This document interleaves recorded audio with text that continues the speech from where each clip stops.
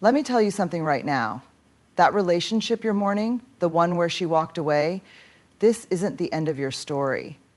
In fact, what I'm about to share with you today could be the beginning of the most profound transformation of your life.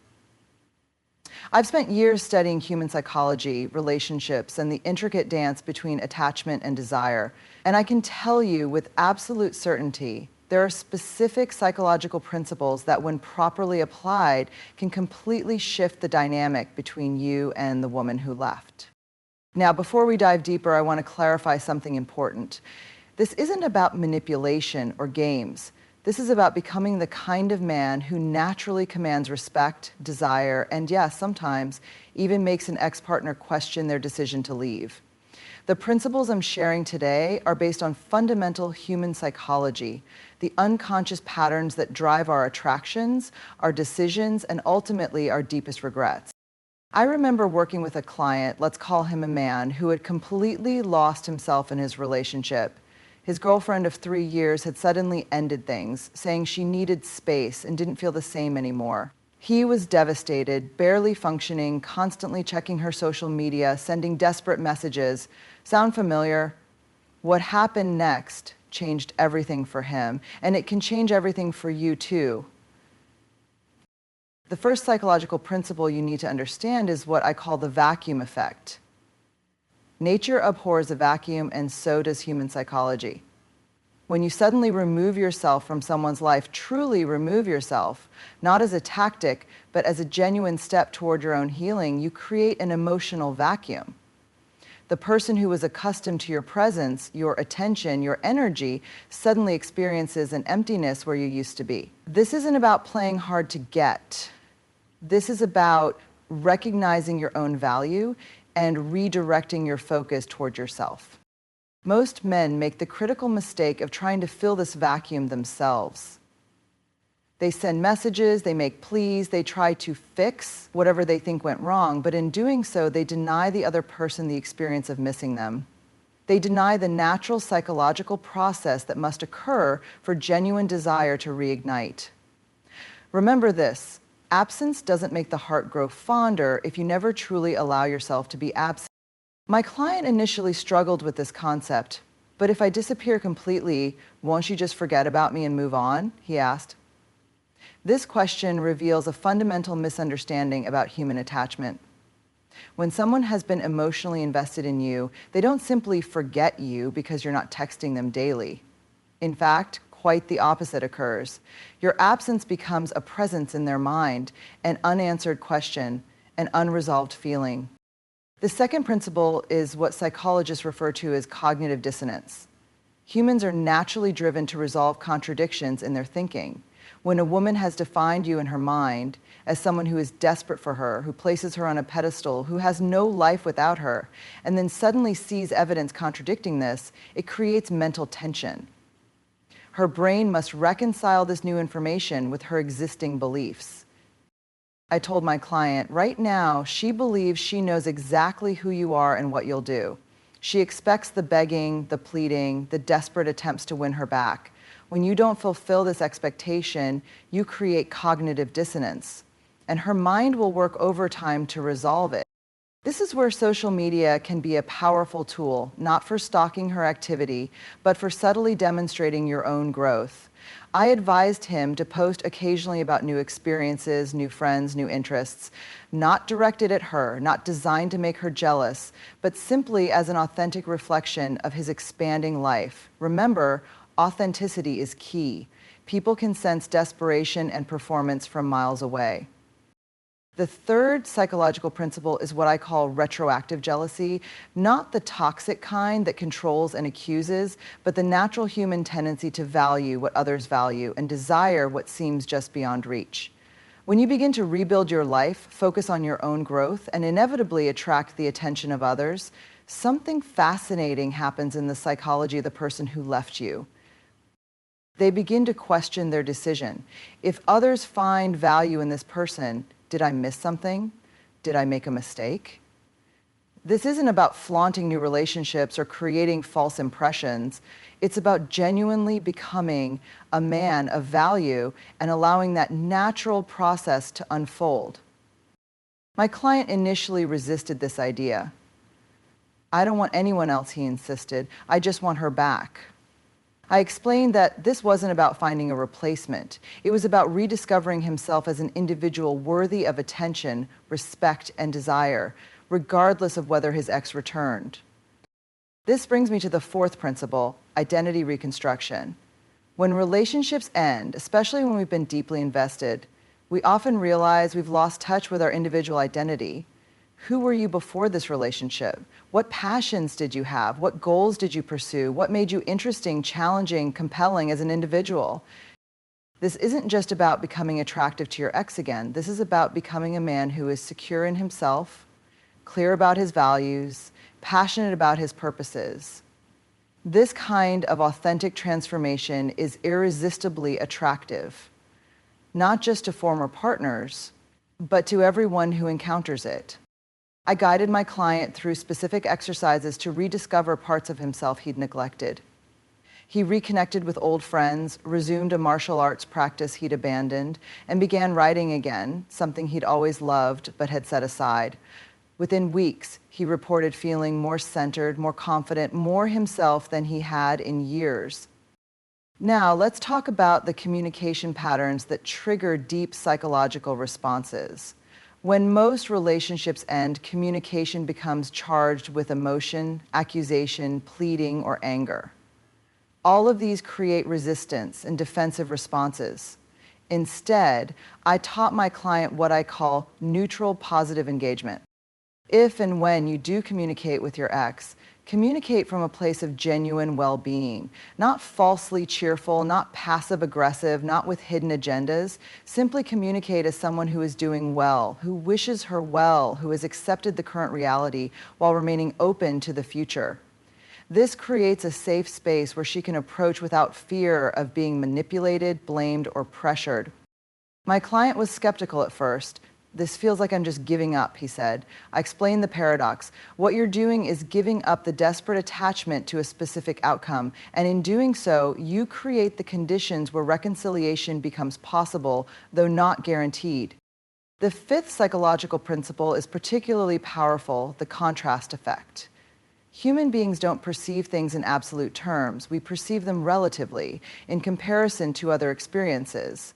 If your ex has primarily seen you as needy, emotional, and dependent, the contrast when she encounters you as grounded, purposeful, and independent is psychologically jarring in the most effective way possible. This contrast forces a reevaluation. The story she's been telling herself about you, about the relationship, about why it needed to end, all of it gets called into question when confronted with evidence that contradicts her narrative. This isn't manipulation, it's growth that challenges outdated perceptions. Consider what happens when you apply these principles. You focus on yourself, not as a tactic to win her back, but as a genuine commitment to your own well-being. You rebuild neglected friendships and interests. You process your emotions healthily rather than dumping them on her. You communicate with respect and clarity when communication occurs. You demonstrate through actions, not words, that you are evolving. The sixth principle involves understanding the psychology of loss aversion. Humans feel the pain of loss much more intensely than the pleasure of gain. When your ex left, she was focusing on what she would gain, freedom perhaps, or escape from issues in the relationship. But as time passes, and especially as she sees your transformation, the psychological focus shifts to what she has lost. This shift doesn't happen when you're constantly present, reminding her of your pain, trying to convince her to return. It happens in your absence, when her mind has space to reflect on the good qualities she's no longer experiencing. This is why patience is not just a virtue here, it's a psychological strategy. The passage of time allows for this natural reevaluation process. My client struggled most with patience. "How long will this take?" he asked repeatedly. I reminded him that this wasn't about waiting for a specific outcome, but about committing to a process of growth regardless of outcome. "The timeline is irrelevant," I told him, "because you're not doing this for her timeline, you're doing this for the rest of your life." The seventh principle involves what psychologists call narrative reconstruction. After a breakup, both people create narratives to explain what happened. Often these narratives are oversimplified, placing blame primarily on one person or focusing on certain events while ignoring others. As you demonstrate growth and change, you challenge her established narrative. It becomes harder for her to maintain a story about why leaving was necessary when confronted with evidence that the issues she identified are being addressed. Not through promises or pleading, but through visible, consistent change. This creates cognitive dissonance that can only be resolved by creating a new narrative, one that might include the possibility of reconciliation. Let me be clear about something. These principles aren't just about getting an ex back. They're about becoming the kind of man who no longer needs her to come back to feel complete or valuable. And ironically, this transformation itself often creates the conditions where returning becomes her desire. The eighth psychological principle is perhaps the most powerful, the status principle. Humans are naturally attracted to rising status and are repelled by falling status. When a woman leaves a man, she has almost always perceived his status to be falling in some way, perhaps not financially or socially, but in his confidence, his purpose, his self-respect, or his direction in life. When you focus on genuine growth, developing new skills, expanding your social circle, improving your physical health, advancing in your career, deepening your emotional intelligence, you create clear signals of rising status. This triggers deep, often unconscious attraction responses. My client initially focused on superficial status markers, buying new clothes, posting photos at exclusive venues. I redirected him toward authentic status development, public speaking skills, professional certifications, meaningful community involvement. The difference in response was remarkable. Superficial changes triggered skepticism, authentic growth triggered genuine interest. The ninth principle involves understanding attachment patterns. Most people operate from one of several attachment styles: secure, anxious, avoidant, or disorganized. Breakups often occur when incompatible attachment styles create recurring conflicts. Understanding your attachment style and how it may have contributed to relationship dynamics is crucial. I worked with my client to identify his anxious attachment patterns, his need for constant reassurance, his tendency to become emotionally dependent, his fear of abandonment that ironically created the very abandonment he feared. As he developed more secure attachment patterns, he became naturally more attractive not just to his ex, but to everyone around him. This brings me to the 10th principle, the power of new reference experiences. Your ex has a mental file cabinet full of experiences with you that inform her current feelings. When you create new positive interactions, brief, non-needy, value-adding encounters, you provide new reference points that challenge her existing file. These new references don't erase the past, but they create confusion and curiosity. He seems so different now. I wonder what else has changed. This curiosity can be a powerful motivator for reconnection, for exploring whether the person she left is truly the same person standing before her now. My client created several such reference experiences: a friendly conversation at a mutual friend's event, a helpful professional connection he facilitated for her, a birthday wish that was warm but not desperate. Each interaction demonstrated his growth without explicitly stating it. Actions always speak louder than claims about change. The 11th principle is what I call the attraction of mission. Nothing is more attractive than a person dedicated to something beyond themselves. When you develop a compelling mission or purpose, something that would be meaningful to you, even if your ex never returned, you become naturally more attractive. This doesn't mean becoming obsessed with work or some external goal. It means finding genuine purpose that energizes and directs your life. For some men, this is their creative work. For others, it's community service or spiritual growth. For still others, it's building something concrete, a business, a home, a community. My client rediscovered his passion for environmental conservation, something he'd been involved with before his relationship but had gradually abandoned. As he reconnected with this purpose, organizing community cleanups and educational programs, he not only created new social connections, but developed a genuine sense of fulfillment independent of his romantic life. This leads to the 12th principle, demonstrating rather than explaining your change. After breakups, many men fall into the trap of lengthy explanations about how they've changed or will change. These rarely persuade because they're just words. Real change becomes evident through consistent patterns of behavior over time. When you resist the urge to explain or convince and simply allow your actions to demonstrate your growth, you engage a more powerful psychological principle. Observed behavior is far more convincing than promised behavior. My client struggled with this initially, wanting to send emails detailing his insights and changes. Instead, I encouraged him to simply live these changes and allow them to be discovered naturally. The 13th principle involves understanding the psychology of scarcity. When something appears abundant and easily accessible, we value it less. When it appears scarce or potentially unavailable, we value it more.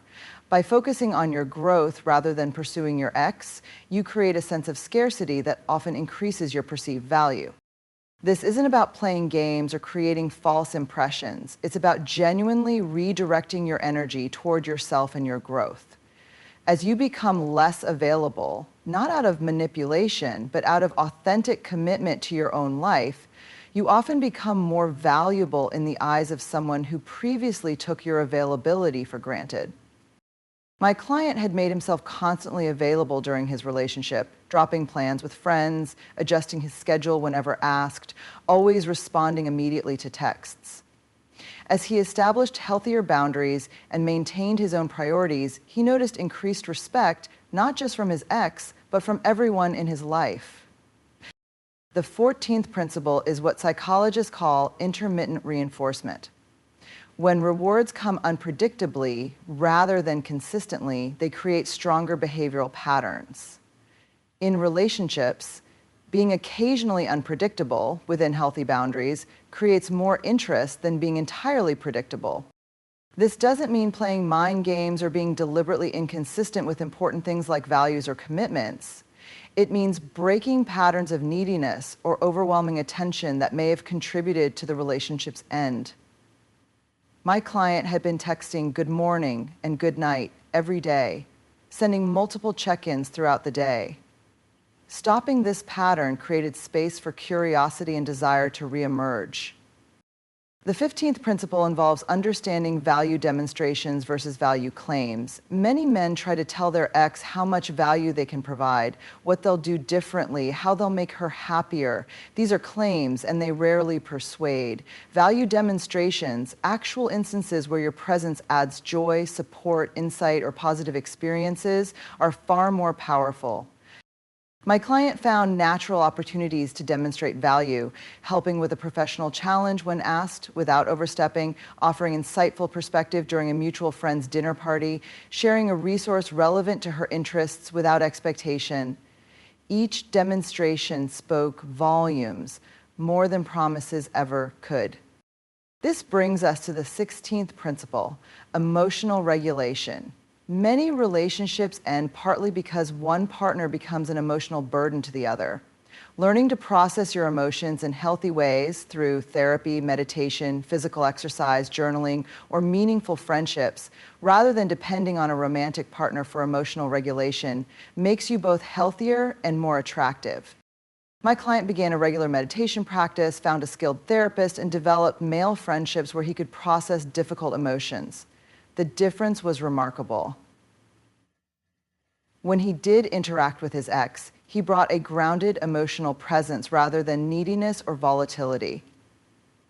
She noticed the change immediately. The 17th principle involves understanding reciprocity. Humans are wired to respond to social dynamics of giving and receiving. When someone feels they gave more than they received in a relationship, resentment builds. When you demonstrate the ability to both give appropriately and receive graciously, you create balanced dynamics that feel sustainable rather than draining. My client had always been generous materially, but realized he'd struggled to receive compliments, help, emotional support. This created an imbalanced dynamic where his partner felt her contributions weren't valued. As he learned to receive graciously and acknowledge others' contributions, he created more equal interaction. The 18th principle is perhaps surprising: developing genuine indifference to outcome. This doesn't mean not caring about your ex or the possibility of reconciliation. It means reaching a place where your happiness and sense of self-worth are no longer dependent on this specific outcome.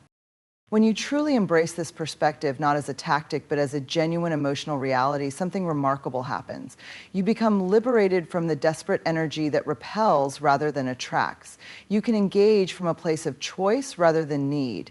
And ironically, this liberation often creates exactly the conditions where reconnection becomes possible. My client struggled most with this principle. How can I be indifferent when I still love her? He asked. I explained the paradox. You can still love someone deeply while being at peace with whatever path unfolds. True love isn't desperate or demanding. It's spacious enough to allow for all possibilities. As we continue exploring these psychological principles, remember that the most powerful transformation isn't about techniques or strategies. It's about becoming a man who no longer needs specific outcomes to feel complete. A man who has reclaimed his sense of purpose, who has processed his pain, who has rebuilt his life on foundations that can't be shaken by someone else's decisions. The 19th principle involves understanding the power of mystery. One of the greatest killers of attraction is the feeling that you've completely figured someone out, that there are no more layers to discover, no more depth to explore. As you grow and evolve, you naturally create healthy mystery that invites curiosity and exploration. My client had become entirely predictable. His responses, his availability, his emotional patterns, all completely known. As he developed new interests, skills, and perspectives, he created natural mystery that rekindled interest. Not artificial mystery through game playing, but the genuine mystery that comes from authentic growth. The 20th principle is perhaps the most challenging: developing genuinely compassionate understanding of why she left. Most men get stuck in narratives of victimhood, she did this to me, or self-flagellation, I wasn't good enough. Neither serves growth. True understanding sees the complex dynamics that both contributed to, recognizes each person's limitations and triggers, and holds this knowledge with compassion rather than blame.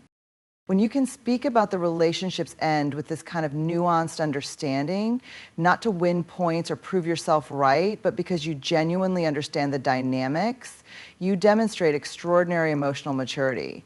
This level of insight creates safety for potential reconciliation because it shows you truly understand what went wrong rather than simply wanting to return to the status quo.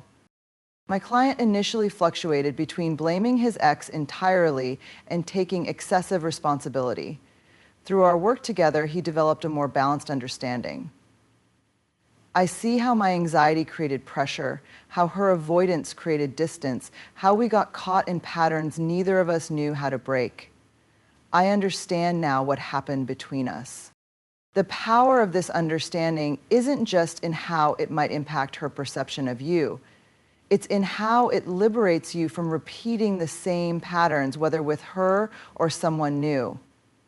Real growth isn't about getting someone back. It's about becoming someone who creates healthier dynamics in all relationships. As we continue exploring these principles, I want to emphasize that this journey isn't linear. There will be setbacks, moments of doubt, times when old patterns resurface. The key is not perfection, but progression. Continuing to move, however imperfectly, in the direction of greater authenticity, emotional health, and purpose. My client had moments of backsliding, sending a late-night emotional text, checking her social media obsessively for a week, canceling plans to attend an event where she might be present. Rather than seeing these as failures, we viewed them as opportunities to strengthen his commitment to his own well-being. Each time he returned to his growth path, his foundation became stronger. Let's talk about the 21st principle, creating positive new associations. Your ex has emotional associations with you, some positive, some negative. When you consistently create new positive experiences whenever contact does occur, you begin to shift the emotional associations connected to you in her mind. Beings are fundamentally emotional decision makers. We rationalize our choices afterward, but emotions drive our initial responses. By consistently creating positive emotional experiences during any interactions, being genuinely happy to see her, bringing positive energy rather than heaviness, leaving interactions at high points rather than dragging them out, you begin to transform the emotional associations connected to your presence.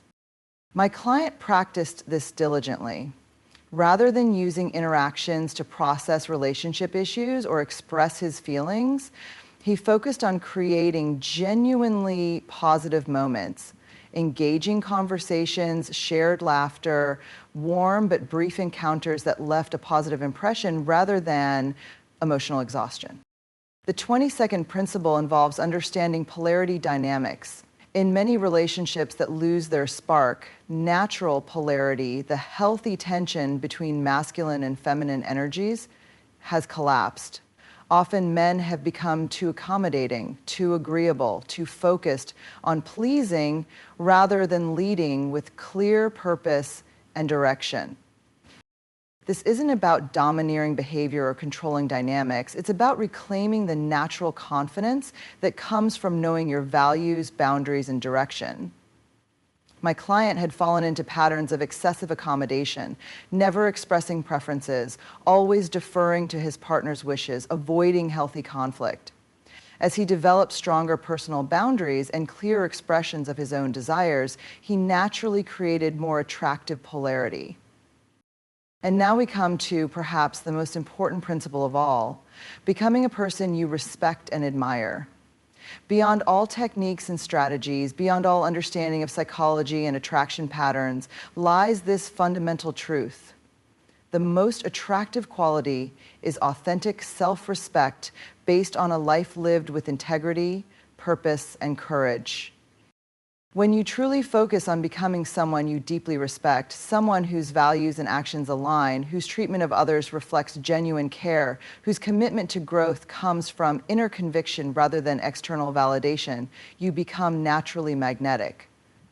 Not just to former partners, but to everyone who encounters the authentic power of someone living in alignment with their highest values. My client ultimately realized that this journey, which began with the desperate hope of winning back his ex, had transformed into something far more significant, the reclamation of himself. Even if she never comes back, he told me in our final session, I've found something more important, the man I always wanted to be. And here's the irony that so many discover on this journey. It's precisely when you no longer need someone to return that you become the kind of person they might return to. It's when your happiness is no longer dependent on their choices that you create the freedom for genuine reconnection based not on need or fear, but on mutual desire and respect. As we begin to conclude this exploration of psychological principles that transform your attraction and often lead exes to regret their decision to leave, I want to emphasize again, this isn't about manipulation or games. It's about genuine transformation that creates natural, authentic attraction. Whether your specific ex returns or not is, in many ways, secondary to the primary gift this journey offers, becoming a man of substance, purpose, and emotional maturity who creates value in all his relationships and lives from a place of authentic self-respect rather than external validation. The path I've outlined is challenging. It requires facing painful truths, developing new capabilities, and releasing deeply ingrained patterns. But for those willing to walk this path, the rewards extend far beyond any single relationship outcome. They transform the very foundation of how you experience life, love, and connection. In my next video, I'll be exploring specific communication techniques that accelerate this process and create even more powerful shifts in how others perceive and respond to you. Until then, remember, the most attractive thing you can do right now is to focus completely on becoming the kind of man you would respect, admire, and want to be around. Everything else follows from that foundation.